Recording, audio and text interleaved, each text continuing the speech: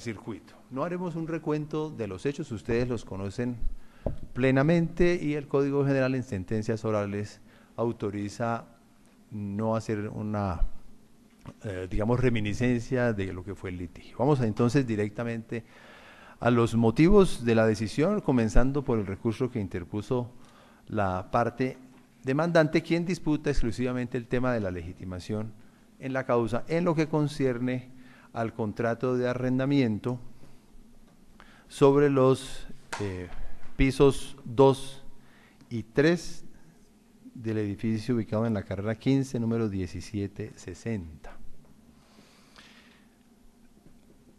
Como usted lo refirió en una de sus intervenciones, abogado, el artículo 1602 del Código Civil establece que el contrato es ley para las partes, y de esa regla jurídica se desprenden entre muchas dos cuestiones que vamos a destacar.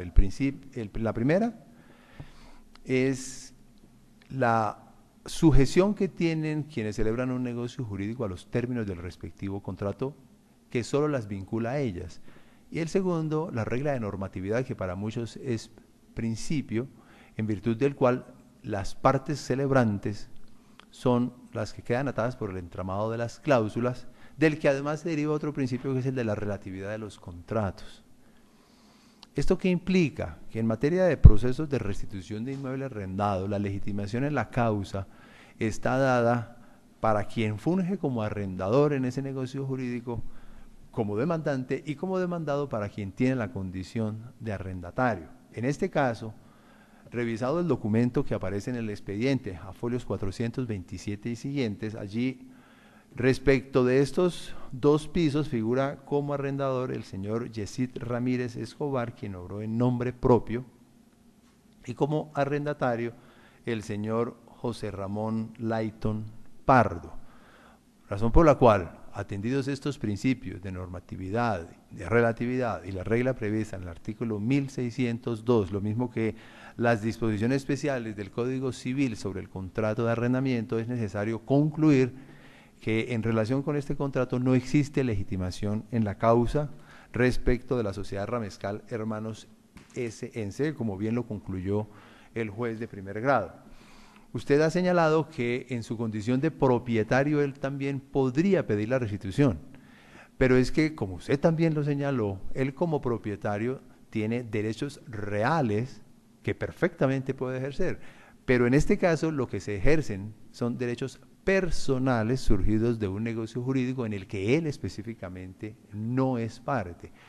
Si bien es cierto, tratándose de restitución de locales comerciales gobernados por el Código de Comercio y en ciertas causales para la no renovación del contrato, la jurisprudencia ha habilitado, repito, en ciertos casos, que los propietarios no arrendadores invoquen esas causales.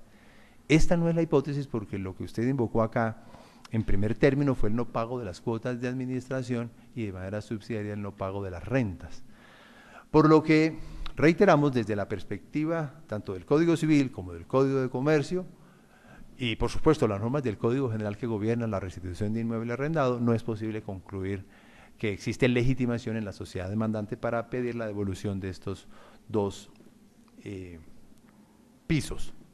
Una cosa más, usted señala que para efectos de recibir la renta sí no existía distinción, y los recibos aportados al proceso evidencian que en general quien de alguna manera expedía esos recibos era Yesid Ramírez Escobar, pero no olvidemos que Yesid Ramírez Escobar es el representante legal de la sociedad como socio gestor, Yesid Ramírez Escobar, y es arrendador en otro de los contratos. Entonces, la circunstancia de fusionar los pagos de arrendamiento de una sola persona no significa necesariamente que se convierta en parte en el negocio jurídico arrendaticio, razón por la cual la sala no le concede razón a su recurso y en este tema confirmará la sentencia de primera instancia. En lo que concierne al recurso de apelación propuesto por la parte demandada, ocurrirá lo propio. El tribunal va a confirmar la decisión porque las pruebas son elocuentes en lo que concierne al no pago de las cuotas de administración. Lo primero que destacamos es que, según el contrato de arrendamiento que obra folios 433 y siguientes, allí en la cláusula 9ª expresamente se dijo que el arrendatario es responsable de las cuotas de administración. Y eso fue reiterado en la cláusula 19ª cuando se precisaron las causales de restitución, literal G, comillas, la no cancelación del valor de las cuotas de administración dentro del término pactado. Aunque se ha alegado aquí que hubo un acuerdo entre las partes que modificó esta estipulación, de eso no existe ninguna prueba en el proceso. En este punto, la sala se permite recordar que, de conformidad con el artículo 225 del Código General del Proceso, la falta de un principio de prueba por escrito hace construir un indicio grave de inexistencia de esa respectiva modificación. Me permito explicarle, señor Layton. Lo normal, lo que es usual entre las partes, sobre todo si son comerciantes, es que exista algún tipo de documentación sobre las operaciones que celebran. Si usted alega que hubo un acuerdo con su arrendador para modificar las condiciones de un contrato que fue escrito, digamos que las reglas de la experiencia enseñan que lo propio habría sido documentar eso de alguna manera. No es que la ley le niegue valor a la palabra. Lo que pasa es que si lo esperado es dejar una documentación, la falta de ese principio de prueba por escrito le permite a los jueces construir un indicio grave de inexistencia de ese acto reformatorio. Pero a eso agreguemos que usted en su interrogatorio de parte, como lo señaló el apoderado, fue interrogado sobre si había pagado las cuotas de administración y usted terminantemente dijo que no. Es más, los recibos de pago expresamente mencionan que son pagos por concepto de arrendamientos.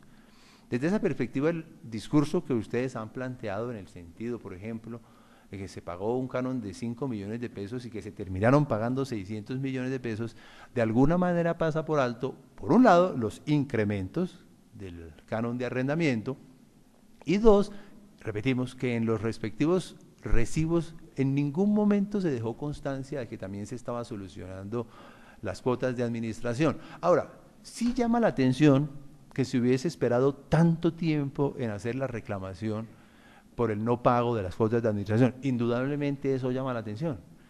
Pero que exista demora por parte del titular del derecho a ejercerlo no significa que no exista la obligación a cargo de usted, por lo menos a términos de este contrato. Y si a eso agregamos que usted en su declaración de parte afirmó que el arreglo para excluir las cuotas de administración lo había hecho con un señor Yesid Ramírez, al parecer un administrador cuyo testimonio no está en el proceso, que no sabemos quién es, cuáles son las facultades, si obraba en nombre de la parte arrendadora, no puede menos que concluirse que, según el artículo 1602, lo pactado en este contrato está vigente y por consiguiente, no habiéndose demostrado el pago de esas cuotas de administración, lo procedente era decretar la terminación de ese puntual negocio jurídico.